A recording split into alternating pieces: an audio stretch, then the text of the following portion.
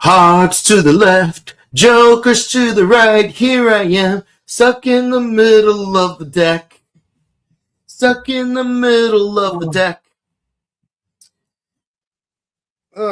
So, we finally got to our big reveal. And what reveal was that? What he actually looks like. Also, a bunch of characters that we thought were dead turned out to be alive. Well, are we talking about like the undead?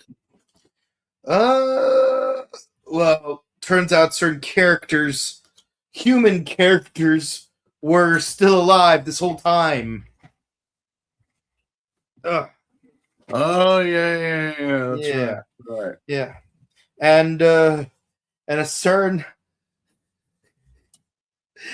Brad is still being bratty. You know, I just woke up. It's been a long, crazy few days. And then add these episodes on top of that. You know? Mm-hmm. See, all systems are up. Correct? All right, there you go. Yep. There were surely a lot of bratty characters in these episodes. Mm-hmm. But also the question again that was proposed like last week, and it's been a theme, I think, this week with both Zets and Blade. What does it mean to be a hero? And they say, "Hero will save us, but I won't stand here and wait." Again, what does it mean to be a hero? Because you know, how if you were to explain it to someone, like man, woman, or child, they would tell you that a hero saves the day and the hero, you know, always wins. Oh, geez, I just realized I could have opened this with the Bonnie Tyler reference. Well. You know, like, what does it mean to be a hero? And, you know, that's why I know some people had reached out. Jake did with, you know, the whole thing of comparing the Kamen Rider to My Hero, which, guys, if you have the manga, open up the first page. I think it's the second or third one. The Kamen Rider is there in the silhouette of the book. It's Ichigo, Ultraman. I think Spider-Man's there, Batman's there. Like you just know by the silhouettes who these people are. Oh yeah. And throughout that whole story, you get the whole thing of like, you know, oh, you know, what it means to be a hero for a child and what it means to be a hero for an adult or a young person and for an old person. And then finally the actual truth of what it is and what it means to be a hero. Well, apparently being a hero doesn't involve selling taiyaki. No. Well, you know, I mean, promotional products be damned. I mean, I in my time in Japan, I did see several Kamen Rider brand products of food and drink, and I'm like, well, they got to pay the bills somehow. Fry sausage. They got to pay the bills somehow. You know, you got to eat your official Kamen Rider sausages with bell peppers. Yeah, freaking action bastard stickers. But you know, the premise of it is, yeah, what does it mean to be a hero? Yeah. What does it mean? You know, well, apparently, to a certain individual, being a hero is being the Carlos to someone else that says Sylvia. I mean, You know, it's only 4 episodes we do this week, but regardless, it's yeah, that's the main present. You know, it's focusing on Tachibana, on Hajime, definitely a lot of Hajime here again. Yeah. A lot of Ken, and Mitsuki is just being a bore. I swear, I feel like yeah. I think I've said it before. You ever get that thing from your parents, like like that you fucked up, and you're like oh god, they're gonna yell at me, they're gonna ground me, they're gonna whatever, and I want to, I really want to with Mitsuki. I really do. But you want to know what, Mitsuki? I don't have the strength. But you want to know what? I am very, very, very disappointed in you. Like, when you got that from your parents, that was like the bullet to the skull right there. Oh yeah, I'm not angry. I'm just disappointed. Like, Mitsuki, what is your fucking problem? Are you being coerced? Are you being coached? Are you being misguided? Or is this your stupid bullcrap? Like, I understand that everyone's going their own ways about this, but if Ken and Tachibana aren't doing shit to Hajime, then why the fuck? What's your beef? Oh, he's an undead and he's bad, therefore I have to. And are you not also in that same category? I mean, you're using an undead ace. Yeah, or an undead ace is using you. Yeah, so what's the difference? What's the difference? Why don't you just X yourself out, Mitsuki? That's what I don't understand. I don't get it. You know, as Ryuk once said, once you destroyed every evil person in the world, then you will be the most evil person in the world. It makes no sense. I'm like, what the fuck is wrong with you, Mitsuki? Not that you have much interaction with anyone in these episodes, but it's like the time that you're on, it's like, oh god, yeah. Oh yeah, no, it's like my experience with Xander from what little context I had when I first watched Mystic Force, because if you watch Mystic Force all the way through, it's like, yeah, you see Xander's obnoxious, but he develops as a character and becomes a decent human being. But the thing is, when you watch it on ABC Kids and you don't watch every single episode, and all you have is very specific rerun episodes, and in those specific rerun episodes, all you see is Xander being an asshole, of course you're going to assume that the entire season, yeah, Xander's being an asshole the entire time. And the same thing here with Mitsuki. It's like, except we're actually watching it all the way through, and yeah, the only scenes we get of Mitsuki is him being an asshole. For no reason. Like, literally for no reason. For no reason. At least Tachibana's like, oh, I'm an asshole because I care. There is no fucking reason for him to do any of this. Yeah. It's like, you could be helping Ken. You could be helping Tachibana. Hell, you could be even helping Hajime trying to figure himself out. But instead, it's like, no, everybody is coming after them, attacking, like the world is attacking all three, and you're on their side, but you're attacking them too. Like, what do you think you're gonna get out of this, Mitsuki? Like, what? Like, so there's no one that's cheering for you. No, Shiori doesn't talk to you. Neither does Kotaro, your so-called girlfriend, and she's the only person who does want to. What happened with that? You're like, oh yeah, whatever. I'm like, oh yeah, a dork like you has a girlfriend, and just because you got a girlfriend now, you want to act like a badass. Reminds me of a bunch of bunch of dorks I knew back in high school. It's like, bro, your girlfriend's cute. I don't know how the hell or why she's with you, in all honesty.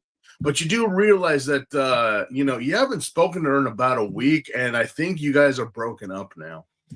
Yeah. No, I have a girlfriend. I don't think so. Yeah, I don't call them back. I've never watched the show Andy Mack, but from the only 2 clips I've seen, Andy wants to be in a relationship with Jonah. Jonah doesn't want to put labels on it, so she's under the impression he doesn't want to be her boyfriend. So she meets a new guy, and Jonah's like upset, like, why are you hanging out with this guy? Even though she made it very clear that the 2 of them are just friends. She made it clear to the other guy that they're just friends. She made it clear to Jonah that they're just friends. But then then Jonah starts hanging out with some blonde bimbo, and I'm like I'm getting too old for this 13-year-old Degrassi nonsense. But fuck Jonah. Pre or post Drake? It doesn't matter because Annie Mac is 2010's Disney Channel drama, but the point is post. Yeah, but the point is, from the 2 clips I've seen of this show, fuck Jonah. Well, it's the same thing here with I don't get what the hell Mitsuki's even doing. I understand what Tachibana's doing. I don't really support it because I'm like, okay, Tachibana, you do realize that your friend is getting assaulted by the people that you guys work for. Mm-hmm. And you know this, but you're not telling him. Isn't it kind of crazy that we had one pig-faced BDSM Harley Quinn looking motherfucker last episode, and then we get his Voldo looking cousin showing up the next time, and it's like not an undead, no, and it's like, wait, what are these things? Why do they keep showing up? I don't know. Oh yeah, no, the company just keep sending them to because they saw you actually achieve Super Saiyan. And this is before Super Saiyan was a joke. Mm-hmm. It was actually you reach gold mode. Mm-hmm. Now it's oh yeah, there's blue, there's burgundy, there's white, there's purple. Gold isn't so great anymore. Back then it was oh my god. And that's why I'm and you don't think anything's wrong with this, Tachibana? You don't think anything is not wrong with this?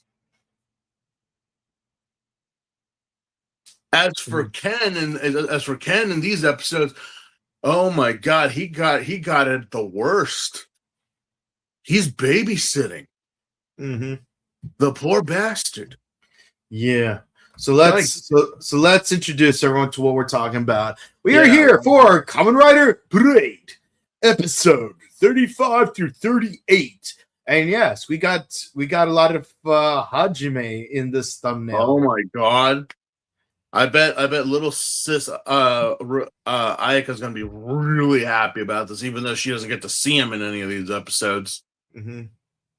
Yeah, can we pull that back, please? I'm not saying there's nothing wrong here or anything inappropriate, but can we pull it back? Yeah. What is the obsession with little sis and Hajime?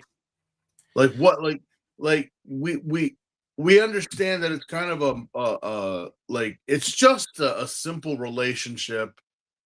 I really don't see how he could be a father figure to her. But she's just it's really and forgive me. But you know what it is to me? It reminds me of a dog to its owner. Mm-hmm. See, I was thinking Jerry and Leomon from that first episode of Tamers where Leomon's introduced. But imagine if instead of it being Leomon, we go straight to Beelsamon. Right, Beelsamon? The thing is that the relationship makes no sense. I mean, obviously you're there. There's not much interaction. even in throughout the whole show, there was never much interaction between you and little sis. Mm-hmm. But then it's like now she's acting like the dog that hasn't seen its owner in like a couple of days. Yeah. Just constantly like messing things up. What exactly is it with Hajime with you? Is my question. He doesn't really act like a father figure. He doesn't really act like anything towards you other than just a simple smile here and then a pat in the head. Mm-hmm. You know, like I mean, your uncle's there, your mom's there. You know, like all these people are in the house, but you don't care. You just focus on Hajime, and Hajime has done nothing towards you.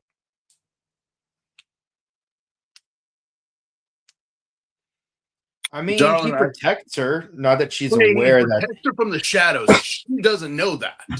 Mhm. She doesn't know that. She has no idea what the hell is going on. So it's like, what No, the weirder part is her mom's just enabling it. Yeah, what exactly is this obsession with Hajime that you have? Other than, again, what I stated, a simple smile, a good morning, a pat on the head, and that's it. And it's like, but you know, you don't know that he is a Kamen Rider slash the bringer of death of the world. You have no idea that he's this mutant cricket thing. You have no idea of the powers and the skills that he have. You don't even know that he's protected you and saved your life multiple times. But you are just like obsessed with him. Like from us as the viewers, no, we understand. Like if she knew, well, I'm like, okay. But as just a simple, like, you know, passerby, you're like, why is she so focused on this guy? I don't know. I really don't know. I couldn't tell you. Like writing wise, no, we know why, but Yeah. you know, in all honesty, it's like she's just a little girl that her father was killed, and her father's murderer is right here, and she's obsessed with her father's killer. So, but he doesn't even know that. The girl knows nothing. So I cannot call her a Kendra. She knows nothing, as opposed to this one chick that we have to deal with for 2 episodes. Yeah. All right. We got the glasses on, so you know it's about to go down. Oh yeah. So yeah, we start off with Trial D being just vaporized. Yeah. We left off on a cliffhanger where the King mode had finally activated. What a tease for back in 2004, I tell you. All those little kids, like at 6 o'clock in the morning. Yeah, that fucking early. You know, and then they get left off on that. Yeah. And only to come back. I'm like, I swear to God, you know, it's one thing when a child is like, I don't care if my nephew or any of my kids were like come into my room and just watch TV.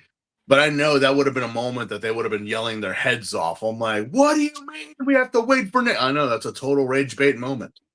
Yeah.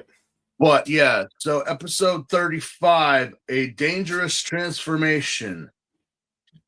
Yeah, so Trial D winds up being nothing than a couple of footprints in the ground after getting the royal flush treatment.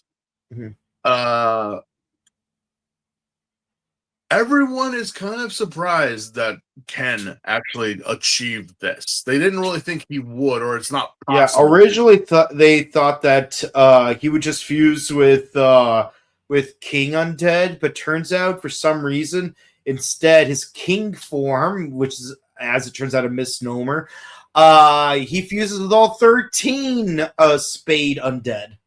Was that even in the specs? Did they believe this was going to happen? I guess not. My guess is that considering what Chalice's King form looks like, I think his King form was supposed to look more like a Blade version of that, but instead it looks like this.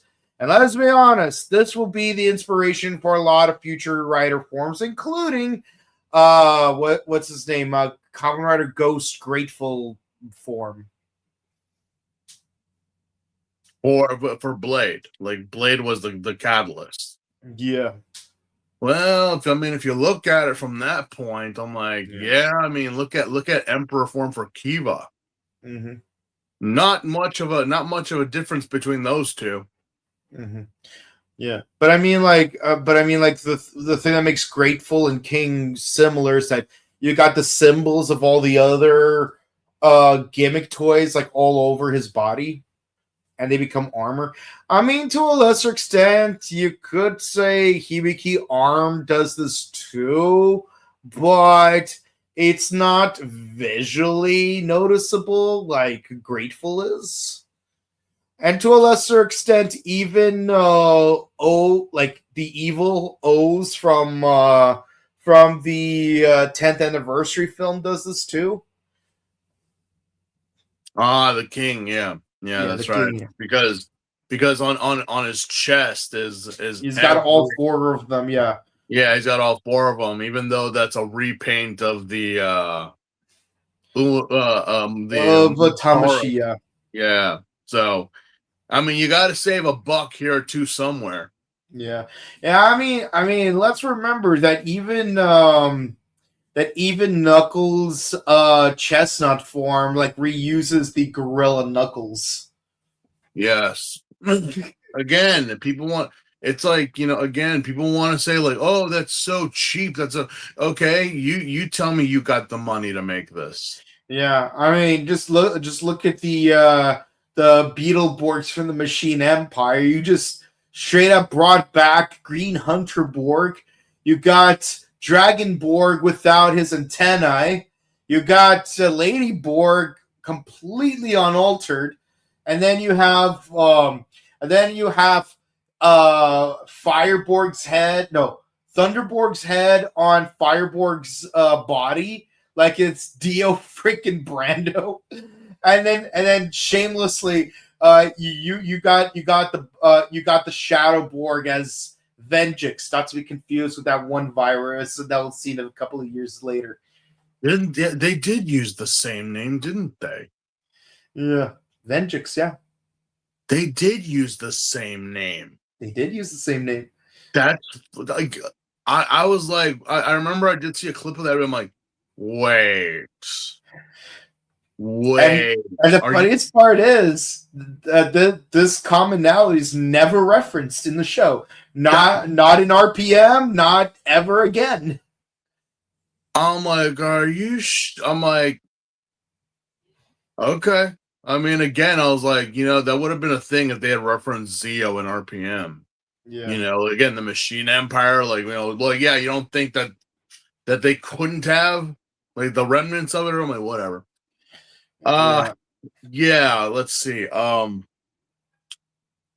than the reveal and the finisher of the King and the gears of Board, though just a single member of Board now is like, yeah, we gotta make another BDSM pig robot thing, because this we need to study this more. You can't just observe. You got to send no, because, well, what if he dies? Mm-hmm. Well, that's just part of the test. But aren't you supposed to want him to stop the Joker and the undead from killing humanity? Why the fuck are we trying to end this? Like, this is our chance to win. Well, here's a word I learned from Maximilian Pegasus. I'm going to overtax him.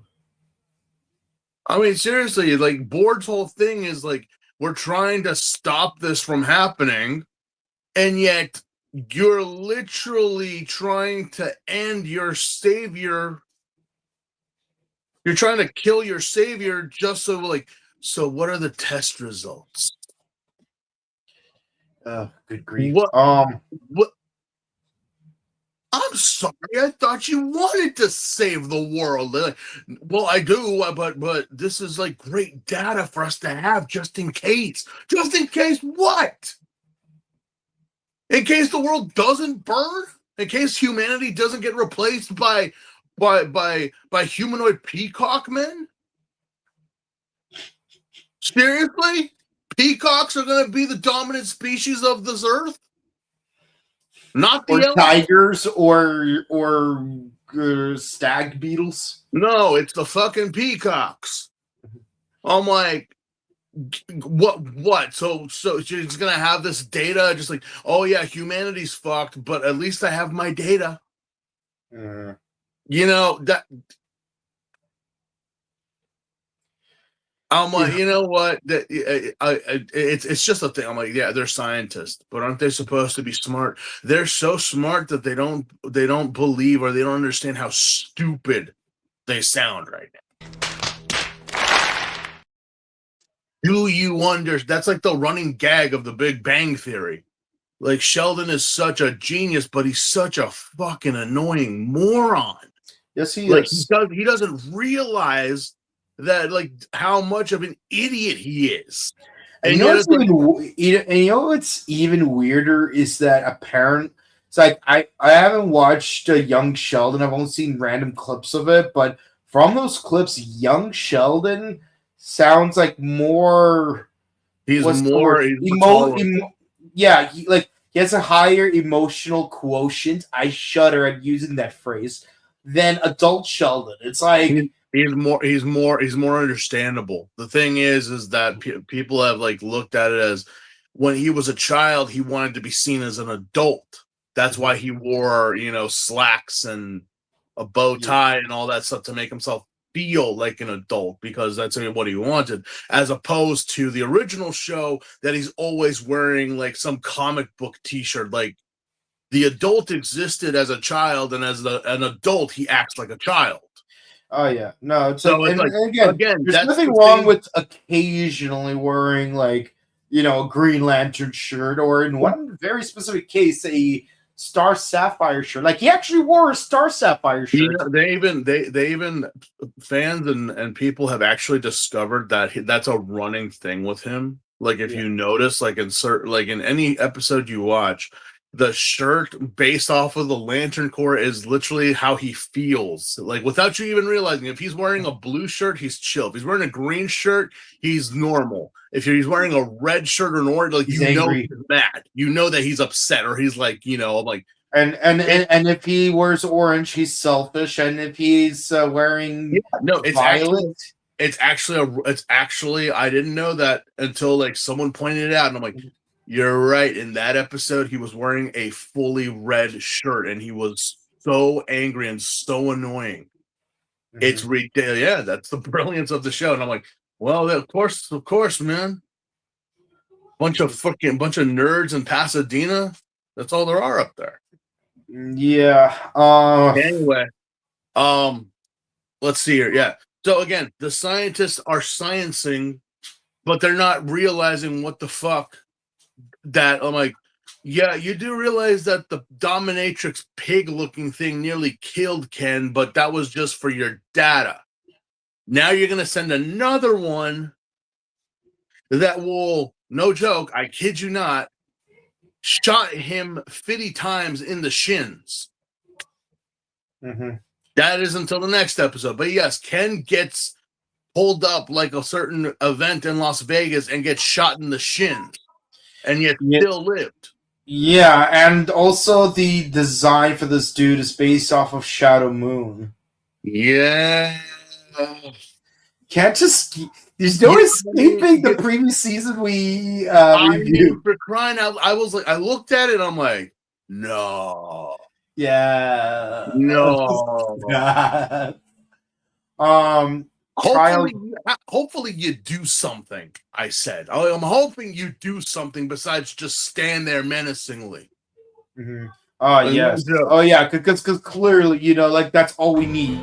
He's just standing there, menacingly. Yeah, but the thing is that if you actually did something, you're actually above Shadow Moon. Mm-hmm. You didn't just stand there like a dork and create two like living Harajuku dolls to just like stand there and do nothing. Yeah. Anyway, so Kenzaki passes out from his fight with Trial D, Yeah. And I hope we went into what he's based off of because, like, I don't remember off the top of my head. I mean, But honestly, it doesn't really matter. But then what's it called? He's woken up by some girl who happened to witness him saying, "I am a Kamen Rider," and then she saw him transform, and then she saw him turn into King form, and then she saw him passed out, and then she took yeah. him. Remember last episode when he was getting slammed on Twitter? Yeah, he actually kind of outed himself and said that he is a Kamen Rider, which you would think would get more of an attention to people, but this isn't DC, this isn't Marvel. Japan, they really don't know what a Kamen Rider is. Well, depending on the story and in the universe, they don't really know what that is, They just hear about them. They're not sure if they even exist. I know that Ultraman's very wishy-washy, where it's like some seasons they already know that Ultraman exists, others they don't. Then there's like the next season that they say that no, that was just a legend. I'm sorry, what? Excuse me? Like the whole town, an entire part of Japan got blown away by some volcano vacuum aardvark looking thing, and you're telling me that Ultraman doesn't exist. That was just then what the heck is that big hole in the ground? The same thing. Like sometimes the Kamen Riders are common fact to people. Some of them aren't, and it's like even if one does expose themselves, what does that mean? Nothing. Nothing. Really. I mean, not a goddamn thing. Not a damn thing. Like no one really. Cool. You're a cosplayer. You're a weeb. You're an otaku. Very cool. And they just go about. But apparently, this girl. What's her name? I had it written down here. Honestly, I just call her Abercrombie Fangirl, which is a reference to the Chai brothers. Umi. Yeah. Her name is Umi, and she is acted by Megumi Shoji. Which again, I think I've seen this girl before. I'm not sure. I feel like I have too, but I don't know. I feel as though I've seen her somewhere. I know that obviously she's like she's a model, obviously, because as we've established, Kamen Rider really goes all in with the models and the actresses and the idols. So suck on that. Talk about an annoying character, Umi. Such a pretty face, but is so annoying. I just wanted to like. Yeah, at least Gyaru, a Taiyaki girl, like she was ready to settle down and be the mature one in the relationship. But we're not getting that here. Umi here is just. She's basically Sylvia from Power Rangers in Space. There is no reason for her to even be here. I mean, that's where the whole premise of what it is to be a hero is, because that's all she keeps bringing up in these 2 episodes that she's in. Like, what does it mean to be a hero? Are you a hero? Like, what is a hero? Like, I'm like, you know what? Let's just say this. A hero is not just something you can define in a sentence, okay? Does the hero win? Sometimes. Does the hero lose? Sometimes. Do things go the hero's way? Not all the time. The same thing with any other person. But what defines a hero? What is a hero? That is a question for the philosophers, darling, because I couldn't tell you. It's not something that, again, can the hero die? Yes. Can the hero kill somebody? Yes. The hero is pretty much as was summed up by the great and wonderful actor that is Michael Caine. A hero is somebody that can do what no one else can. That exists outside of societal norms. Yeah. The hero is And somebody. according to Ben Parker, if there's something you can do, but that no one else can, and you don't use it for the greater good, then you're allowing bad things to happen, or something like that. It's pretty much like the hero is not tied down by the laws or the ways of the world. That's what the hero is. The hero is unchained. The hero is the loose cannon, the dog that has been left off its leash. Police officers can't do shit. Firefighters have to everyone who has taken up the badge must regulate themselves and by the rules that are set by the higher powers. But a hero is none of that. Yeah. A hero doesn't do that. There is no wall or ceiling that holds them back. Mm-hmm. And that's the thing here with Ken, is that, you know, he doesn't get that. Neither does Tachibana. Mitsuki's hopeless. And Hajime is having a little bit of an existential crisis right now. Yeah. Apparently, the batteries in his toy is actually fucking up, so he can't really sustain himself. Apparently, the Willem Dafoe character within him is now starting to slowly come back. Yeah, Hajime is slowly turning into the Joker. Yeah, he is slowly becoming what he originally is. The black and green cockroach man. He is literally it's his true nature, his true self. After God knows, like 10,000 years, we could actually use that clip right now. Yes, that one clip. That one clip. Yeah, I'm trying to remember. But we don't have that clip. No, we don't. No, it would have been proper, but either or. Yeah, after 10,000 years, his former self is starting to slowly come back because he realizes, oh, it's my turn. Yeah. Well, the reason why it's happening is there's a simple explanation for that. One that doesn't make a whole lot of sense, but it somehow ties to Kenzaki. Yeah. For some reason, he's being a prig. It's like, oh, I have 9 of my cards and 10 of Hajime's. And it's like, okay, why does that matter? You still have 19 cards. Like, you could totally win at Baccarat with that.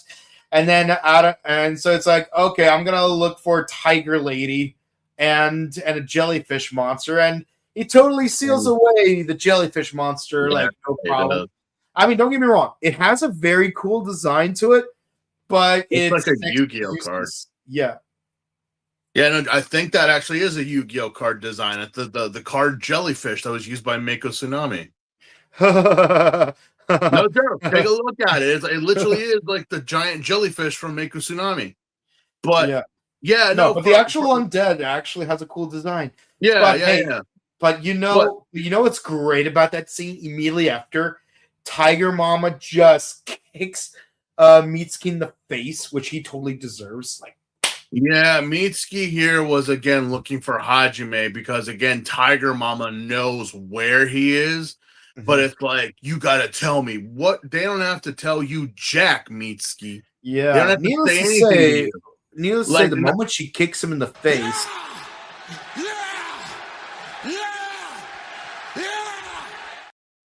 gave him that sweet chin music. It's like, and here's the thing, okay, like we introduced Liangle, the spider, the fourth in this deck of cards, like as like a powerhouse, as something like, oh, you can't fuck with him, okay. And he is able to use a card that is able to, he literally illegally plays 2 cards of Pot of Greed that summon 4 undead from his deck and is able to bring them back to life in order to fight against one enemy. That Yeah. don't do shit to Tiger Mama. Mm-hmm. Like, she annihilates everybody. I'm like, wait, what happened?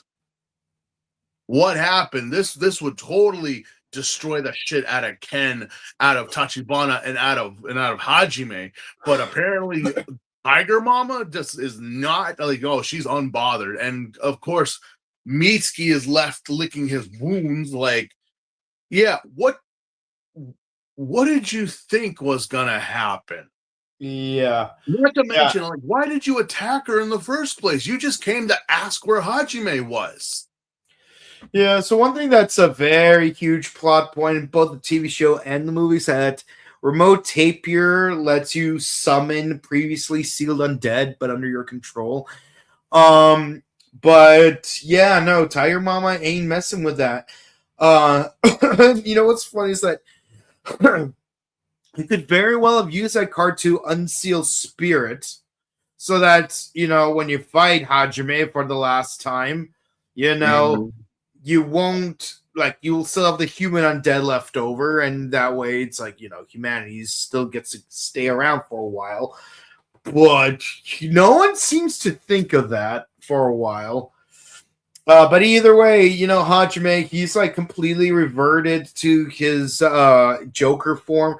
So weirdly enough, and I know that we're dealing with the whole Kenzaki and Umi dealing with Trial E, but like that's not important right now. What is important is Liangle confronts Joker, and out of all the cards he uses to fight him, he uses remote tape here on Change Mantis. So it's Chalice versus Joker. Yeah, because that one that's in episode 36, the strongest form. Yeah, for some goddamn reason, this confrontation, I'm like, okay, well, Mitsuki, you're stupid. You're stupid, pretty much. I mean, you don't know. You really didn't pay attention in school when what happens when you mix acids and bases together. Carbon dioxide and salt water. You know, like there's gonna be a violent reaction when you do this, and yeah, depends on how strong the acid and how strong the base. But yeah, again, when you used your powers and you did that. Remember, Hajime at this point is like having an external crisis. He can't really sustain the chalice form anymore because technically he's not able to use it, and well, his little freebie card is starting to wear out, and he's kind of like him. Like again, he's having like these out of surreal, out of mind moments with when Ken becomes the king. Like he just knows, like, you know, just like, it's dangerous, Ken. You shouldn't use it. I'm like, why? Because you know that the king can trump the Joker? Is that why? That's why you're saying he shouldn't do it? Anyway, for some fucking reason, Mitsuki decides to confront Hajime, fight him, but apparently using the tapir, that was enough to juice him up. Without you realizing it, Mitsuki, you pretty much hooked up the jumper cables to Hajime, and you gave him a jump. Mm-hmm. Now, I don't think he knew about that, but again, it's like, why did you keep using that technique if you knew it was healing him? You yourself even were like, you know, like, yeah, I'm so gonna get you with this. I have this card, and I will. Like, you do realize playing that card not only does this effect, but it also grants the opponent 200 life points, right? Mm-hmm. Did you read the card effect? Mm-hmm. Every time you play it, you are healing him. Well, as Yugi would say, My traps and spell cards don't make sense because the card descriptions are so immense. If you do it with me, you won't feel tense because against my dark magic attack, you have no defense. I'm like, bro, do you not realize? Do you not realize what it is you were doing? Even fighting him, you're like, he's getting stronger. What? Maybe if I keep spamming this power, I'm like, that. Mm-mm. Mm-mm. Mm-mm. Yeah. Again, I know Mitsuki's young. I know he's a kid. I realize that. And I've said before, and I'll say it again, kids, the ages of 5 to 18. Well, I'll even say 5 to 25. Okay, you're a kid. All right? You're a kid. You guys are dumbasses. You're idiots. There's a certain word that we don't use anymore, but it's a medical term. It starts with the letter R. You are just the lowest IQ. But here's the point. Basically, it means you're slow. Yeah, pretty much. You have a right to be. Why? Because you know nothing of the world and what's going on. You think you know. And I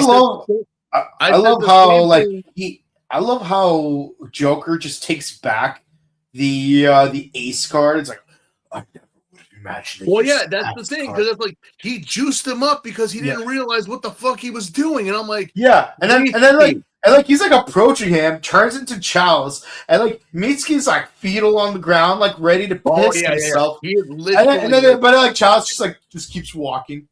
He's holding himself because his legs, he's literally shaking in his little boots because he realizes maybe not him, but his body is like, bro, the devil is walking right next to us, and you in your brain you want to fight but the rest of your body is like, shut up, like stay down. It's kind of like God, well, I was ready to cook, man. Yeah, it was. I forget what that term is, but it's like an involuntary muscle spasms where flight, freeze, fight. He froze. Yeah, he like the spirit is willing, the spirit is ready to fight, but the mind and body is like, shut up. Like, no. And it's not you know what Mitsuki is? He's basically one of those 3 kids from that first episode of Goblin Slayer. It's like, you thought it was going to be an easy goblin hunt. No, the King Goblin destroyed you. Look, honestly, when anyone thinks, like I said, young kid characters, they're stupid, they're ignorant. But again, they have a right to be. They have the right to be because they don't know. They haven't learned from experience. They don't know what fear is. They think they're invincible. They think like, I'm young, nothing can like, bro. Death is constantly walking among us. As a young person, you don't get it. But as you get older, or maybe die the moment you were born, or maybe like what happened to me is that one day you wake up and you realize it's like, you know what? I think I want to change up my life a little bit. Mm-hmm. Not that I did anything wrong or anything, but I feel as though something just like the switch finally turned on one morning when I woke up and I found myself sleeping on a former friend's couch with a bunch of people just passed out on the ground, on top of kitchen tables, counters, and all that shit. I'm like, and just like not a battlefield, but it was just like, bro, this is pathetic. Mm-hmm. Like, what the heck? And I'm just like, yeah, I think I'm not quitting anything, but things are starting to make sense. I feel as though I bled enough of the crazy out of me. Mm-hmm. It's still there. I've never claimed sanity. You got But that post what clarity. Yeah. You kind of like you have that moment of like clarity.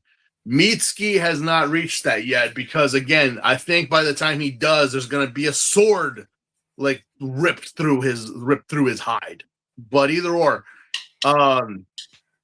yeah, we still got that whole BS with Ken and Umi. And Umi is literally just making Ken her whipping boy throughout this whole Yeah, these two even Shiori's like, who's that girl with you? Are you Oh okay? god. Yeah, Shiori got mad, and I was like, she had that look on her face, and that I have seen. I'm like, okay, you know what? To any woman, I'm like, do not lump me in the category of rabid mongrels that you have willingly known throughout your life. I have done nothing, okay? Don't you have that look like you men. What about us men? Mm-hmm. Don't look at me like you look at that flea bitten ass, that flea bitten mutt that you willingly hang out with. And again, I'm like, no, Ken's a good boy. He's just stupid. He's you could leave at any time, Ken. You could literally leave at any time. But see, she's holding his king card hostage.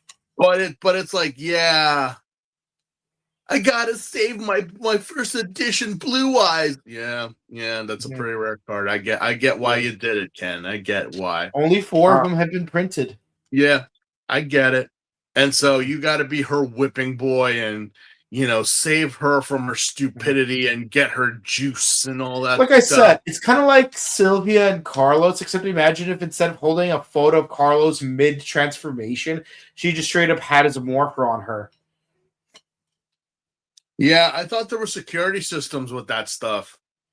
Yeah, I thought there were measures that no one could just grab. These things are like. I mean, there's measures that keep her specifically from that keep her specifically from transforming, but not keeping her from straight up taking the belt. But yeah, we get another fight between Mitsuki and Tiger Mama, and like he tries, like he's desperate enough that he's just using like remote controlled undead. But even then, like they run off because she's too much of a badass. And and Hajime turns back into Joker, and he just like instantly murks all 5 of them. Yeah, I mean, it's kind of like you're attacking with turrets or like with anything. It's like you're going on the long distance attacks, only to realize that ain't gonna do it, man. It ain't enough, or it ain't anything compared to what you're facing. And as for Hajime, yeah, again, that is literally walking death to any and all undead. That's like an insta kill right there. And you're throwing everything you have at him. And I'm like, why don't you just get a gun or something? That would have been more effective than throwing all your cards. I'm like, you do realize that like what you're doing is summoning tokens, but then you are playing against someone who has already set up the defensive of anything you summon will be banished. Mm-hmm. Any instant summons are banished. And not to the graveyard. I'm talking about banished. You're not going to be able to use them. They're out of play. Clearly, Mitsuki never paid attention in like, or he was never a card. Well, he was a basketball player. He's not a Pokemon or a Magic the Gathering type of guy. Yeah, he wouldn't know this. But yeah, Tiger Mama is kind of like, she doesn't really do anything to Hajime. Hajime kind of like, he notices and he realizes who she is, but she's just like, no, I'm going to let him cook for a minute. Mm-hmm. I want to see what goes on here with this. Because, I mean, I don't know if she's actually smart or stupid that she's trying to, like, get closer to Hajime. Yeah. but she is promoting Daisy's brand a lot. So you got to do a dollop, of making bad decisions right there. Mhm. Yeah. We do get a little bit of a confrontation between Kotaro and Hajime, especially since since he did get the chalice form and he did get his juice up, but he can't really go back home because he knows that this is only temporary and Mm-hmm. the Joker is going wild in him, so he can't really, and that kind of upsets little sis that she winds up spilling coffee and running outside. And I'm like, again, it's like the dog that claims to hear its owner. It's a sweet thing, but I don't see why little sis Amane is so obsessed with Hajime. Like, I understand if she knew or anything, but it's like here, it's like, no, she just wants him to come home. I guess it's just a family bond that she has made with him. Mm-hmm. Let's see. Anything else happen in this episode? Well, like I said, Hajime instantly murks the five undead. Oh, Yeah. and completely separately, Umi's just still being insufferable. Yeah. And just in time for Trial E to show up. It's like, Yeah. girl, I need that card. It's like, I'm not gonna give it to you. You're not a real hero. I can't be anyone's hero if you're keeping me from being a hero to everyone. And thank God, he's like holding her hostage because it's like you know what? Do it. Just do it. What Umi wanted is she wanted to be Whitney Houston and for him to be the bodyguard. The bodyguard was Kevin Costner. Yeah. Like she wanted to be Whitney Houston and him as her Kevin Costner. It's like she wanted to be like and then he'd be like running through that crowd, what you want is a bodyguard, because we do find out that Umi's parents were killed in an earthquake along with her big brother. We do find out some history about Ken that he lost his family in a fire. Mm-hmm. But it's like, there is such a thing as survivor's guilt. Yeah. That is a thing. That is very much a thing. Mm-hmm. Yeah. Trial E, he shoots Kenzaki in the kneecaps. He shot him in his shins. Yeah, but the bloodstains are on his knees, so close enough. What were those bullets? Because I'm like, the man, our boy is getting lit up like Biggie Smalls right now, and I'm like, okay, what? Why are you getting up? Why are you Ken, stay down. Yeah, you won't not even a Tupac of trading cards is going to get you out of this one. Oh my God. I was like, they're literally pulling a Biggie Smalls on him. They're shooting his shins. He's gonna be 4'8" by the end of this. No. Oh geez, can you imagine he becomes freaking Cotton Hill? Oh God. You get out of my way, Tachibana. Oh God, he even has get out of my way, Tachibana. Hot-tailed Fitty Undead. Technically, that Fitty Dirt Undead is my best friend. I tell you what. I tried to save him, but I couldn't. I had to give him Fatty. I'm like, ain't no one fat in this show. That's what we call Tachibana. Oh, okay. Again, doesn't really make much sense why the fuck you're trying to kill your best test subject when, in all honesty, all you have to do is observe him. Mm-hmm. But apparently that was enough for him to actually transform and beat the Shadow Moon clone, which, again, this is a more better upgrade than Shadow Moon. Yeah, I said it. Yeah. I said it. Yeah, this is what Shadow Moon should have looked like. Yeah, should have looked like and should have done. Not just stand there like a not just stand there. Yeah. Not just stand there He's just standing there, menacingly. Actually, shoot Kotaro Minami in the shins.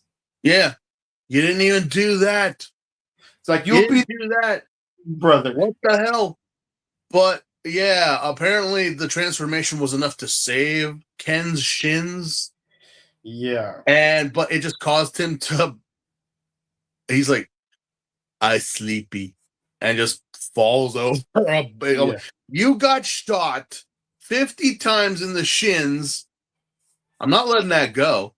Yeah. And you and so far, and I'm like, again, she's the only one that has it.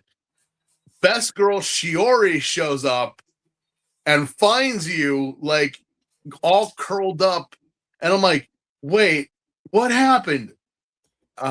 He fought the knockoff of the Temu version. No, let's say it's Amazon because Shadow Moon was the Temu version. I said it.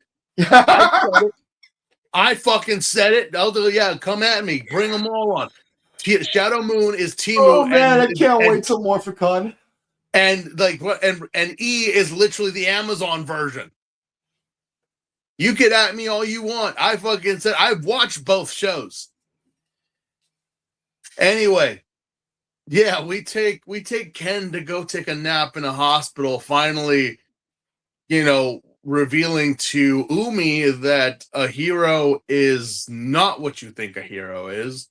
A hero is undefined, but knows that it must do what it has to. Yeah. Meanwhile, the 5 undead from earlier are attacking the city, and what's it called? And Hajime is just walking towards the undead. Menace. He's just standing there, menacingly.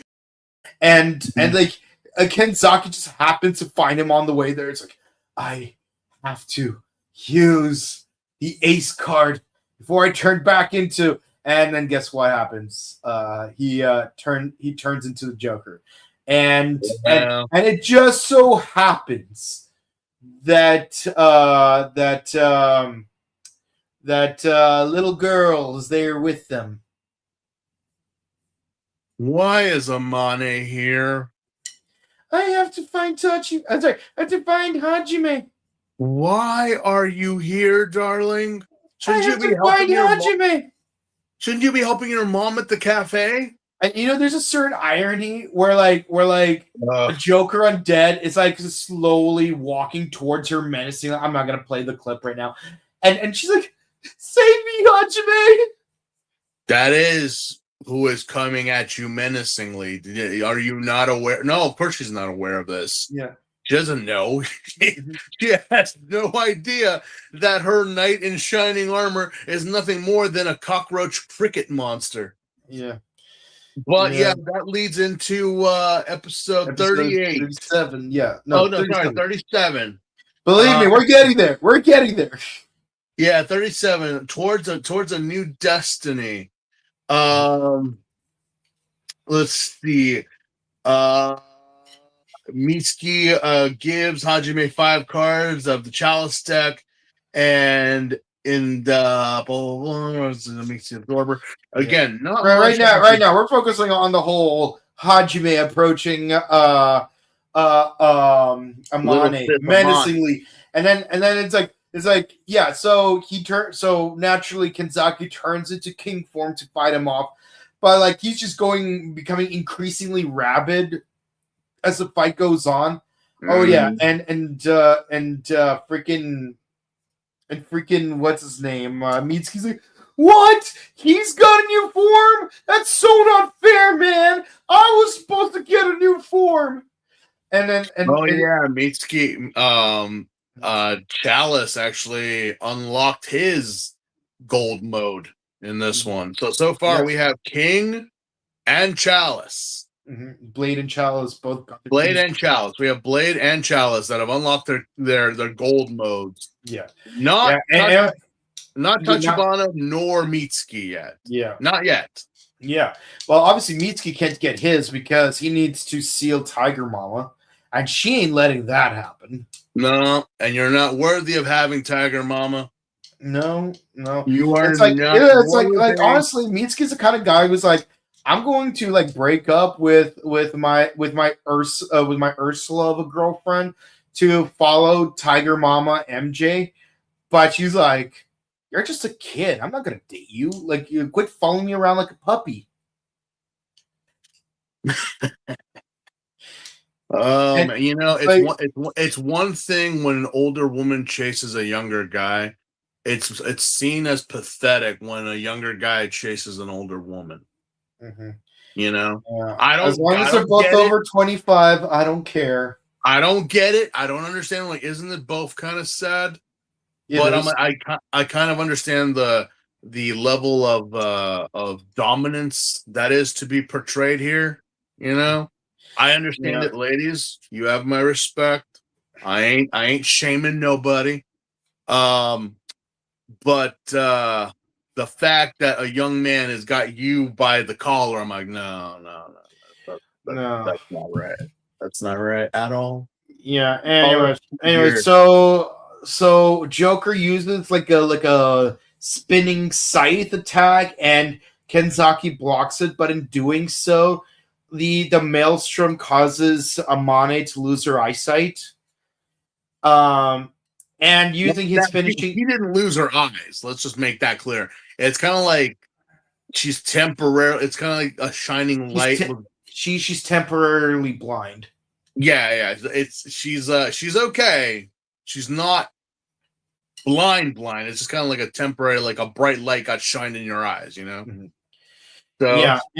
So you know, he uses his finishing move to turn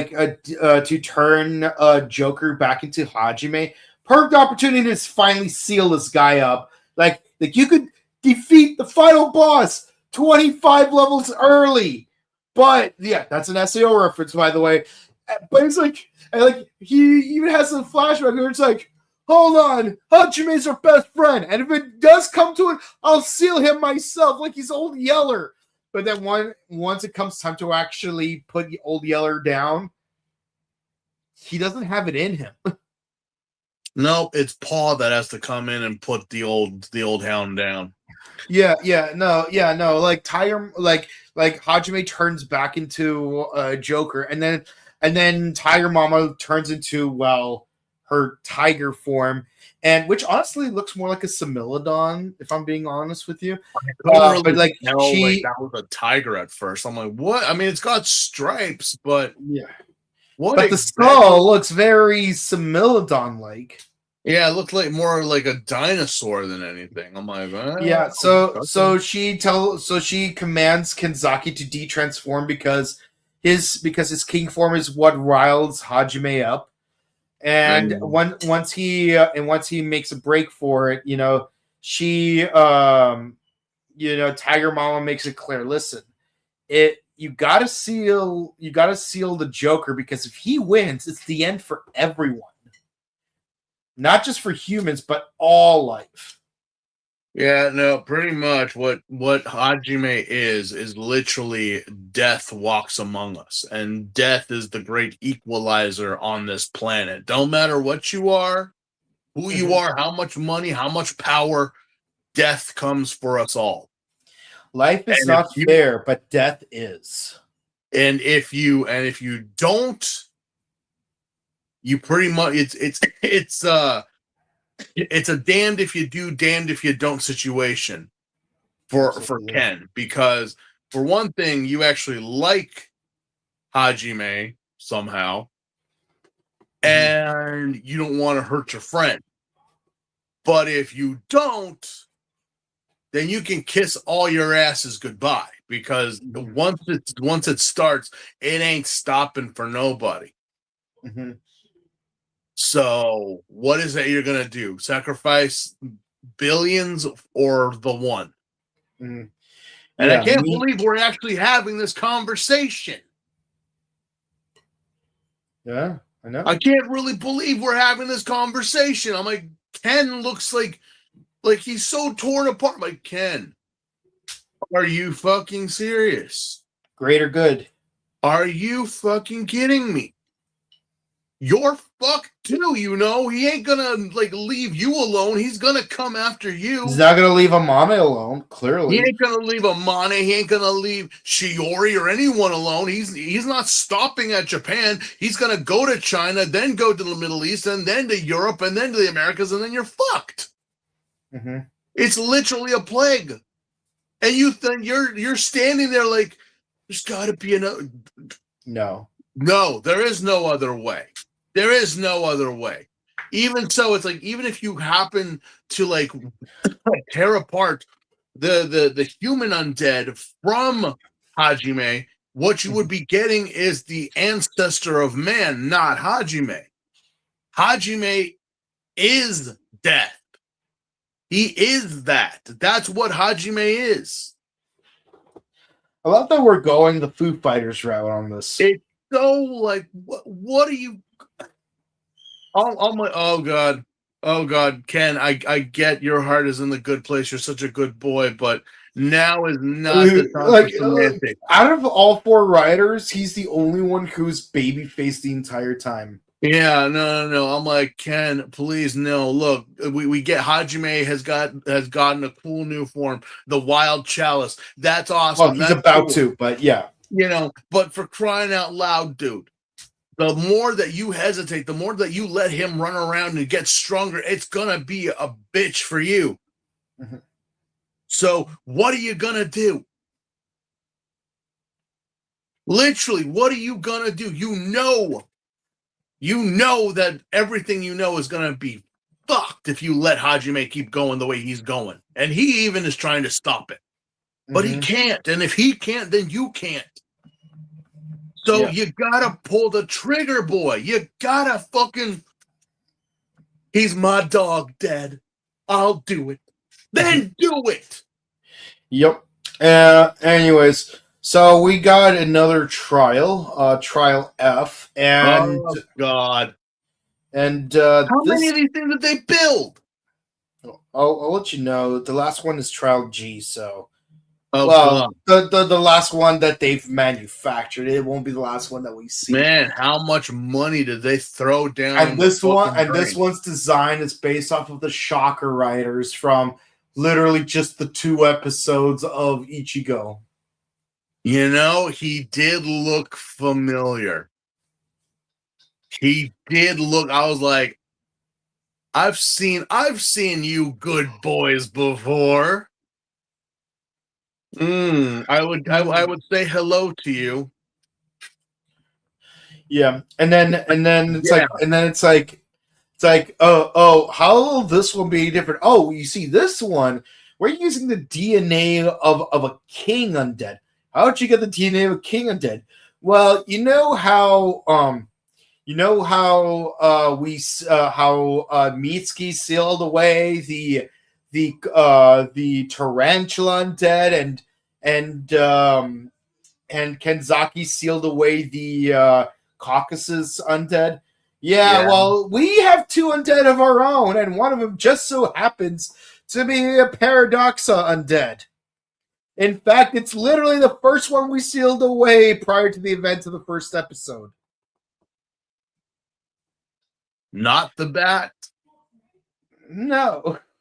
Because again, to be fair, they would have had to have sealed the Change Beetle and Change Stag like before the bad. So before any of these systems were in place, you guys had already sealed away an ace, a king of all things. Like you pretty much caught a legendary Pokemon with just a Pokeball. Yeah. It's like imagine starting Pokemon with literally the legendary Pokemon that the game like on the game cover. Like, wait, that actually did happen That actually did happen in Generation 9. Although technically you can't use it as a Pokemon right away, but you're riding on it the entire time. You can just use it as a ride, yeah. But I mean, like, okay, so clearly you guys were able to do this before the rider systems. What happened? We lost a lot of good men that day. I would imagine. And For people be like, that's impossible for you to catch a legendary Pokemon with a Pokeball. No, it actually is possible. It actually is very possible. It's just it would take a while. It is. So hopefully you have a weirdly enough, lot. in the Pokemon Emerald, I caught level 70 Groudon with just not Groudon, Kyogre with just one Pokeball. Yeah, so it is possible. Mhm. The Chances are the slim. math is very low, but it is possible. Yeah. But yeah, so what is this thing's?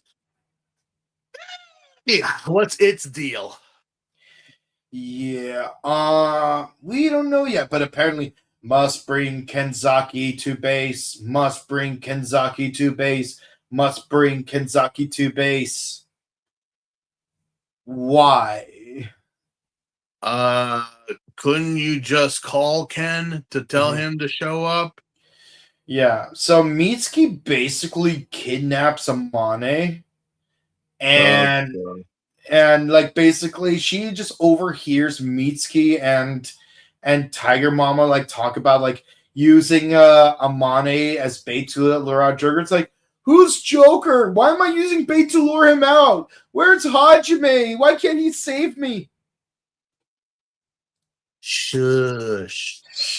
Yeah, Little so girl. so Kenzaki, you damn hypocrite. You get on Hajime for being an undead, but then you're being smitten with Tiger Mama? uh-huh. You are such a fucking Chad. Again, you could have just had Ursula, but you chose to go after freaking MJ. Heck, honestly, even making the comparison, like Tiger Mom is way better than MJ, but still, like, I know, but I'm like, you do realize that you're gonna have to. This is your final form that you have to seal her. Mm-hmm. So what the fuck? Is she gonna let you? Yeah, is she? Is she? Is she? Is she? We'll have to wait and see. Yeah, I mean, obviously, I won't tell you but yeah, I don't want you to either get excited or disappointed just yet until the time is right. But yeah, so Kenzaki makes a deal with Hajime, not Hajime, Mitsuki's like, listen, I'll give you the Rouse Absorber if you give me Hajime's 4 cards. Like, okay, whatever. Like, at least now I can become king. I mean, until you seal away the queen, you can't even use Jack.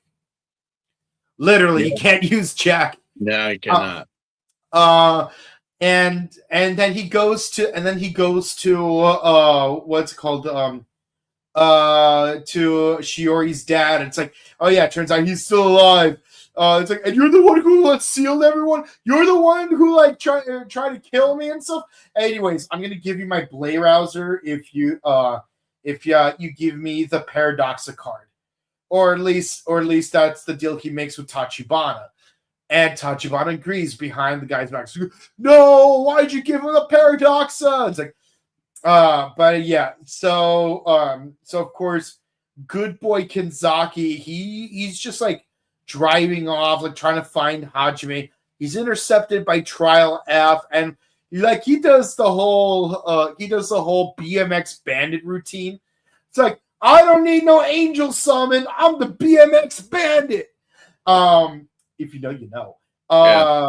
And then it's like, and then like he finally reaches Hajime, but then of course Trial F shows up, and then Hajime's like, it's like, here's cards. He just throws them at his face like, whoosh. And then it's like, wait, these are my cards. And like that's all he needed to turn back into Chalice, just long enough for him to like use Paradox Undead to become Chalice Wild. Yeah. The whole premise with Shiori and her dad along with Tachibana, like, No, that was automatic. That was so automatic. So you're the motherfuckers who have been sending these robot pigs after us. Yeah. For what? For science. You know,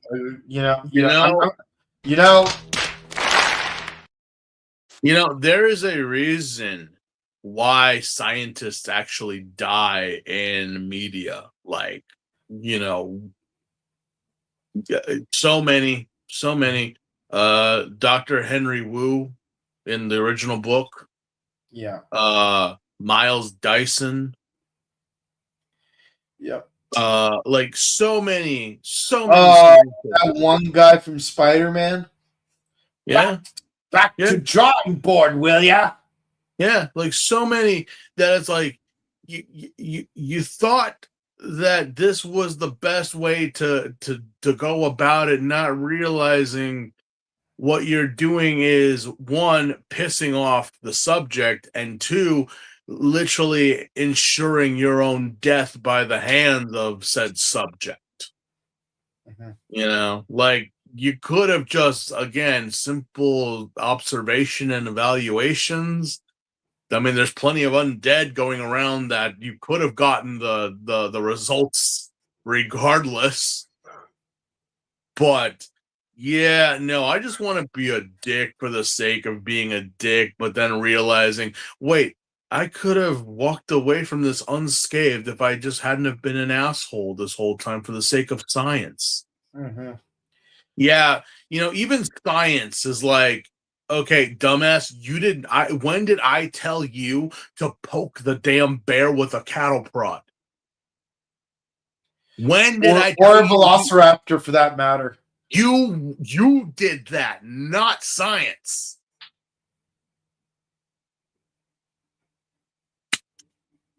But yeah, we finally get the Joker's wild, the Chalice wild.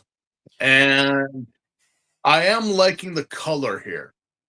Yeah, honestly, this is probably my favorite costume this season. I think this is like the one that most people will say that's why they say that that Chalice is or should have been the secondary rider, because why is it that both Blade and Chalice look amazing, but Liangle and Garen just like, it's like you just decided to put just a new coat of paint on top of their base armor.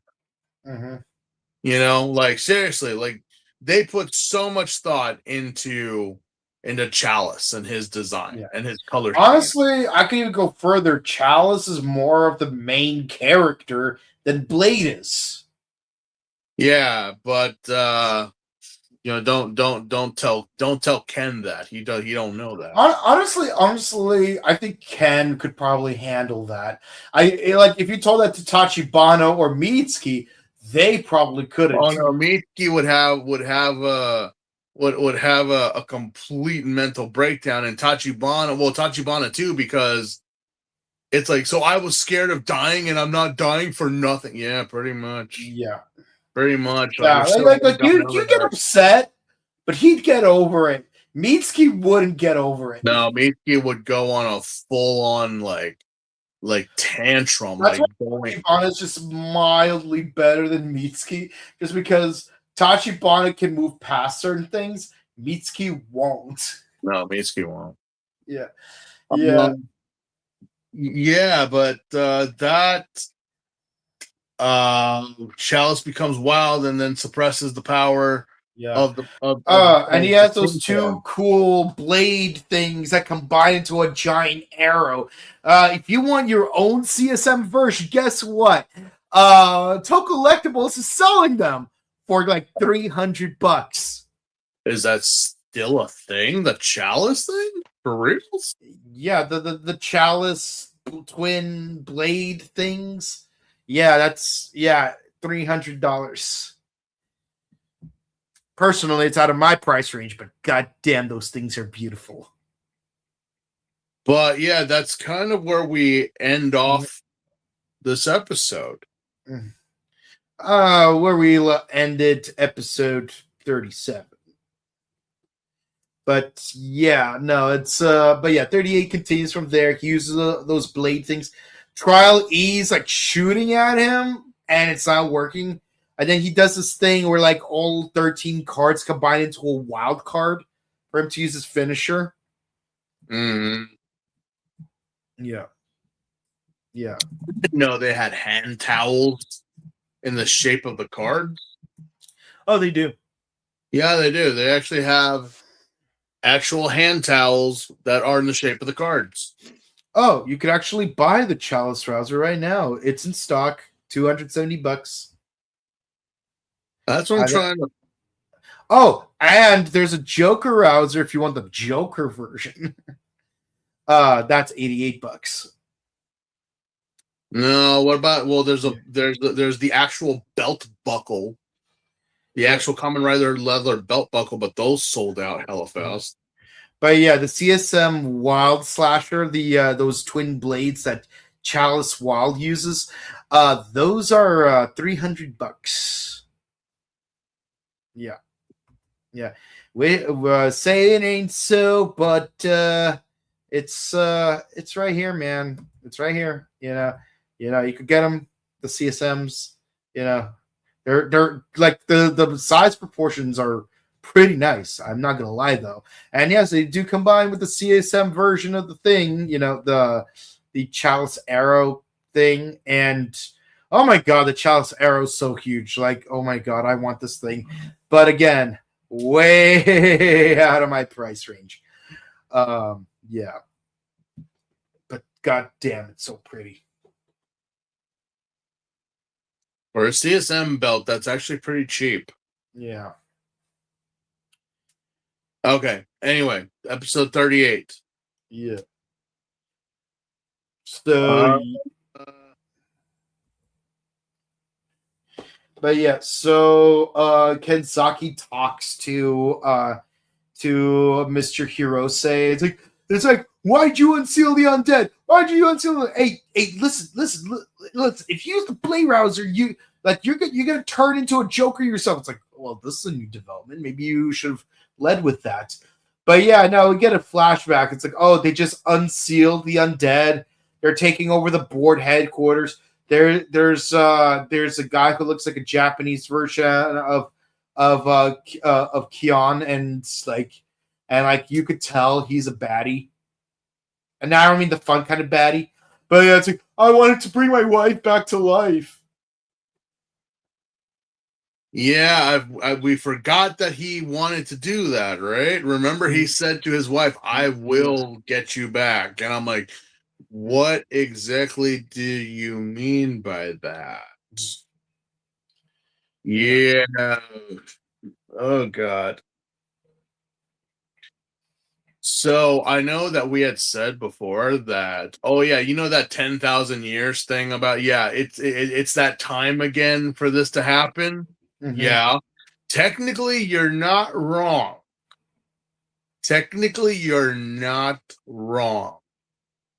But here's the thing though.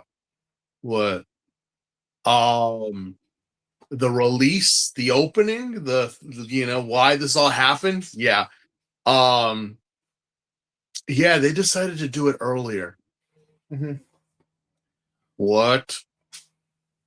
Yeah, the seal was already like, you ever look at look at anything in your home. Go outside and look at your hose. If you have one. You know how you leave it out there, and sometimes because of the heat or the weather, the rubber just starts to disintegrate. There's a good level of calcium buildup because of the water and all that stuff. Mm-hmm. And that one good hose had is now ripping and breaking and whatnot. That's kind of what happened with the undead. The seal was kind of already, 10,000 years. That's let's be honest, we're not spring chickens in 10,000 years. Mm-hmm. But yeah, it was going to happen kind of slowly and surely, it would have just slowly, leaked out. This guy over here, he decided to take his mallet and just start whacking the hell out of it until he broke the damn thing and it started to flood the area. Yeah. Because he loved his wife. He missed his wife. And Man, the action in the bedroom must have been amazing for you to damn humanity like that. My God, was it that amazing in bed that you literally caused the apocalypse to happen? Wow. Simpin' ain't pimpin'. Wow. We are like, yeah, put that on my tombstone. We died for this guy to get back with his wife. Man, I hope it was good in bed, because seriously, if it wasn't, then our deaths mean nothing. Yeah. But yeah, can you imagine getting that information? Yeah, no, it was going to happen. They were slowly going to come out and, kind of like, like nature, they were going to come out and slowly expose themselves, and we were going to, but instead the old man decided to like literally take a stick and poke the damn hive like that until it broke off and shattered and let them all out. Mm-hmm. Yeah, and also what's really convoluted is like, I got samples of Kenzaki's blood. Let's analyze them. And then he traps Tachibana inside a chamber to keep him from like interfering from what, you might ask? Well, it just so happens that he also talks what's his name, Mitsuki, into fighting Kenzaki. It's like, hey, listen, if you defeat Kenzaki, you'll have the power of a Joker, which means you'll be stronger and you can defeat Hajime. It's like, I can become. Wait, hold on. You have me. I become stronger. Let me go take care of this. And so Mitsuki starts fighting Kenzaki, and mind you, Kenzaki doesn't have his deck yet, back yet. Like he's still like doesn't have his rider form at the moment. So naturally, but he does have a couple of cards though. But so he does become king form, at least. Thank God he at least become king form. Why does he still have those cards? Well, because the more he uses king form, the more he'll turn into a Joker, and that's exactly what Hirose wants him to do. He turns out, I don't want to prevent him from becoming a Joker. I want him to explicitly become a Joker so I could study him and use his fusion in order to attain immortality. Think about it, Tachibana. We could save my wife and your girlfriend. Don't bring up the girlfriend. No, because that was also your doing. Yeah.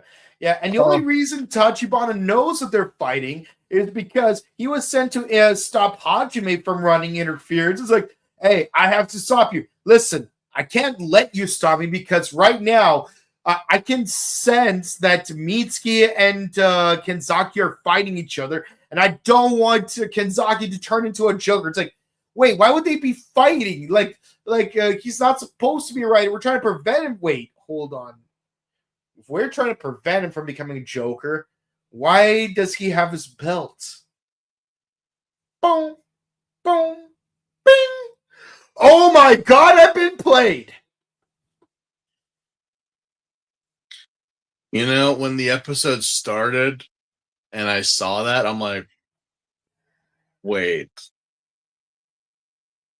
And a part of me was like, and then another part of me was like,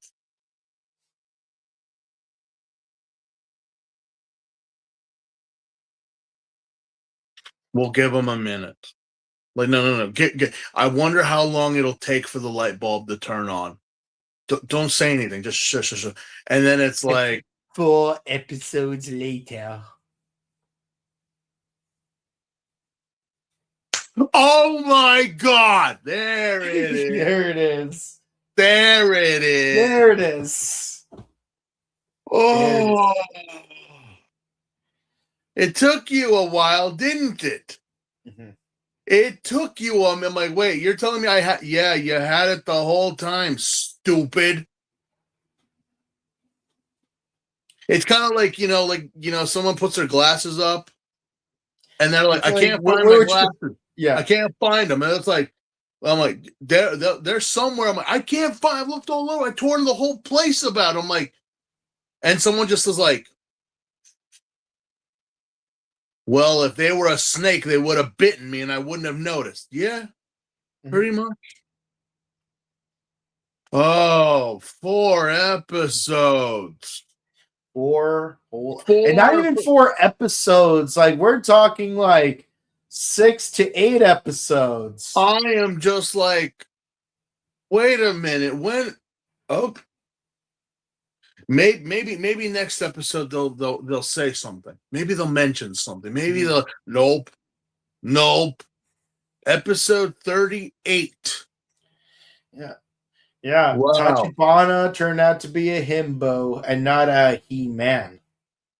Mm-mm. Mhm. Mm-mm. Well, whatever. Yeah. At least Mystery Incorporated turned Freddy into like a himbo who at least honors the Rube Goldberg Society. Yeah. Yeah. And it's like they played to his best strengths, and I appreciate it. Because let's be honest, what's new Scooby Doo? As great as that series was, Freddy was nothing more than a himbo. Mm-hmm. Yeah. But at least they turned Daphne into an Amazon goddess. So props to that at least. James Gunn did something right. But with that in mind, yeah, so it's like, yeah, we got a breakout. And yeah, so freaking Hajime is trying to stop the two riders from fighting each other because that's still going on. And then Garen chooses, guys, stop fighting. I totally figured everything out. It's like, not right now. We're trying to like get out of this trap. It's like, wait, you guys do this was a trap? Yes. But it's a little late for that because at this point Kenzaki is starting to lose it. He doesn't completely lose it, but he still loses it. And you know what's funny? It's like Hajime, like he turns into Chalice Squall, and then Lee Angle like he tries to run towards Chalice from behind, and he just like slaps him out of the way, and I'm like.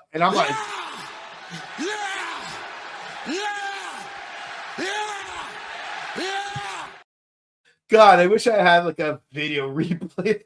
It's just so funny the way he just like slaps him out of the way. Yeah. Oh my God. Just what? Well, no one ever said that the Kamen Riders in this era were the sharpest knives in the drawer, you know? Yeah, but speaking of sharpening knives, it's like Kitsaki. I know you want to destroy me, but I know you don't want to. So I will let you decide your own fate. Use your humanity. Show me how strong it is. And Kitsaki's like, ah! And he manages to stop like just before he gets to his helmet. It's like Hajime took a leap of faith, and his faith was rewarded. And like to me, like this falls into like the top 5 moments of Hajime being.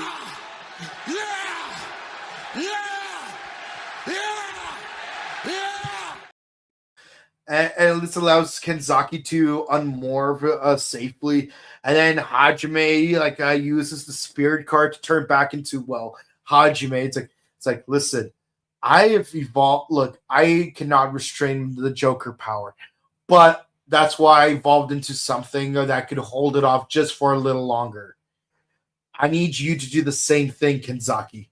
Can you do the same thing with me? I need you like you need me. Can we do this? It's like, yes, we can. Am I my brother's keeper? Yes, I am. Yeah.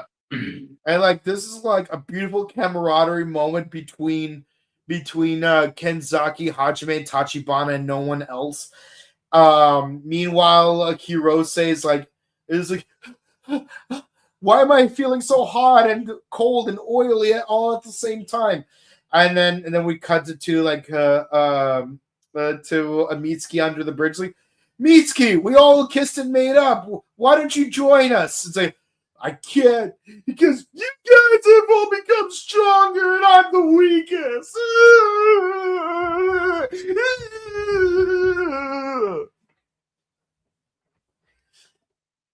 No, let it out. Let it out. Get it out of your system, because you do this again, I promise you I'm gonna curb stomp you to hell.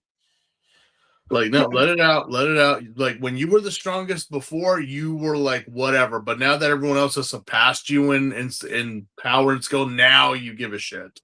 Yeah. Okay.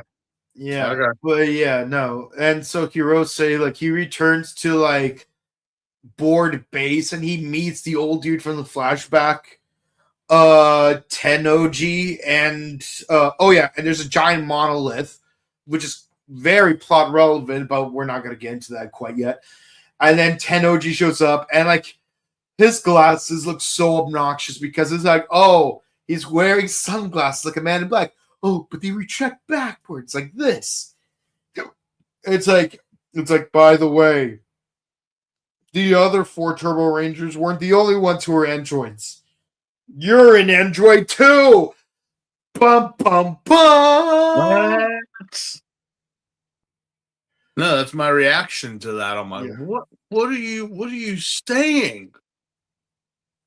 Yeah.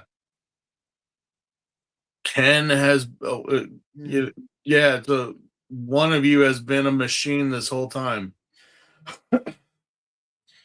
Turns out, yeah, Hirose was a trial this whole time.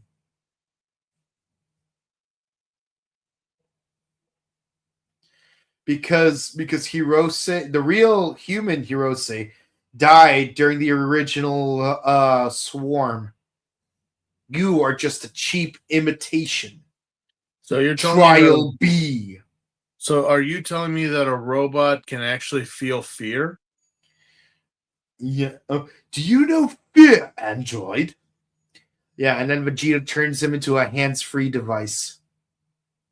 No, seriously, like you're telling me this whole time that our Tachibana boy, everything he's felt, everything that he's gone through, the loss of his girlfriend, the loss of friends, and him fearing for his own mortality and everything.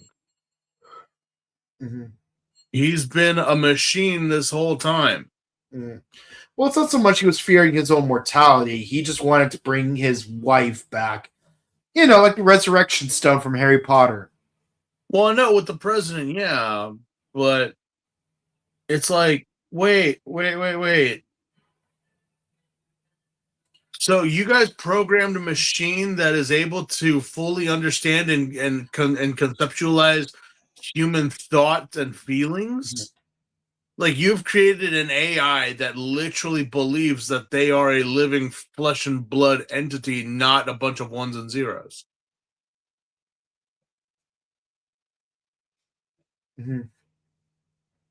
Why are we not focusing on this? Mm-hmm. Why the no, Doug, I will not. Yeah.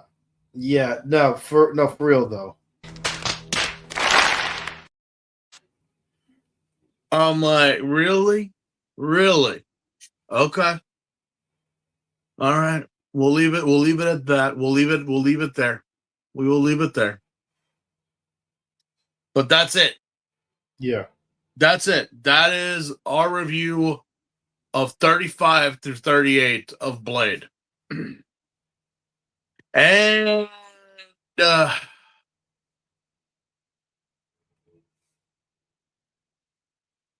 there was a lot of heavy thinking here. There was a lot of heavy thinking here. Mm-hmm. A lot of mistakes have been made. A lot of choices have been adapted and been taken forward. A lot of mistakes have been made. A lot of truths revealed. And either or, I'm like, for everyone supposedly being so smart in this show, you all are a bunch of dumbasses.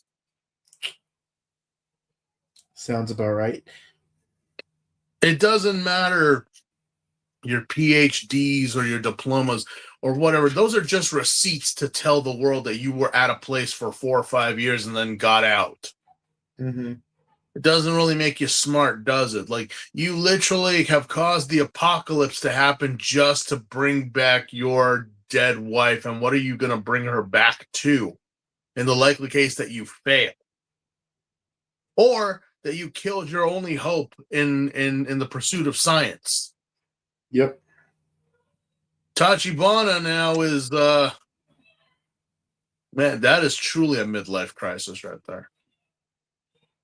Yeah. That is truly a midlife crisis right there. Mitsuki needs to be taken to the back of the woodshed and get his ass whooped. Mm-hmm. As for Hajime,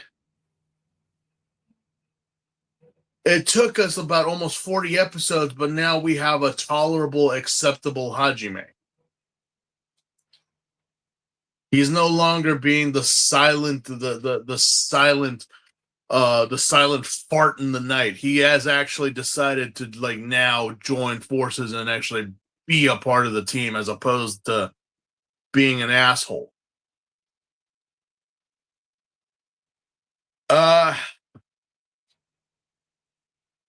Yeah.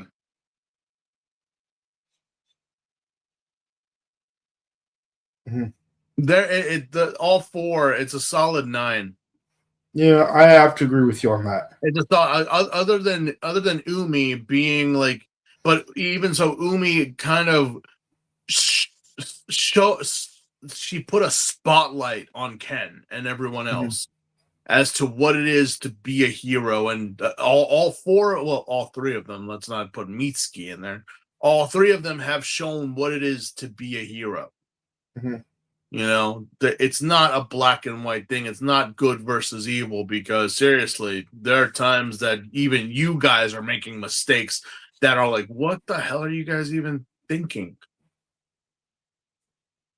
But yeah, no, they're 9s. It's 9. At least the story kept. I know that some of this was a little bit of a filler thing, but it still kept the main point of the story through and through. So. Mm-hmm. Yeah, no, and I do love that. Even honestly, it does progress the story, because this whole thing is about the regression and recovery of Hajime.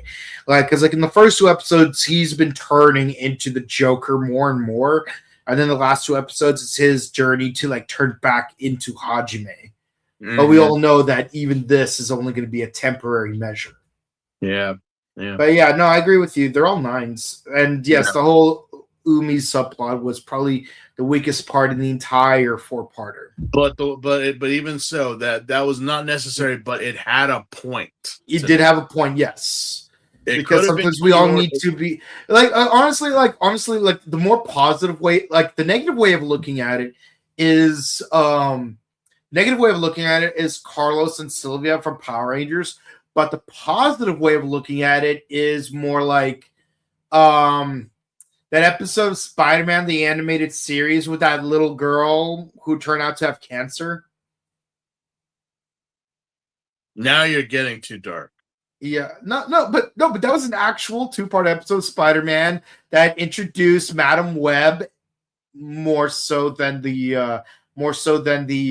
Doctor Strange episode. And Doc Ock was the main villain, who, again, Doc Ock is my favorite Spider-Man villain. It's Peter needs to be reminded why he's doing this thing. Oh yeah, that's true. Mm-hmm. Yeah. So Positive way of looking at it is that Spider-Man episode. Negative way of looking at it, that episode of Power Rangers. This is somewhere on the spectrum between this and that. All right, let's go into the comments. Another episode batch, another opportunity for Mitsuki to be annoying.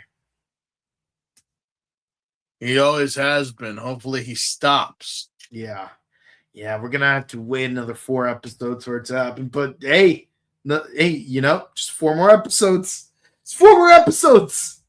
But for real, Joker has an awesome design. It's rather interesting that the final boss actually wants to be your friend and not your enemy.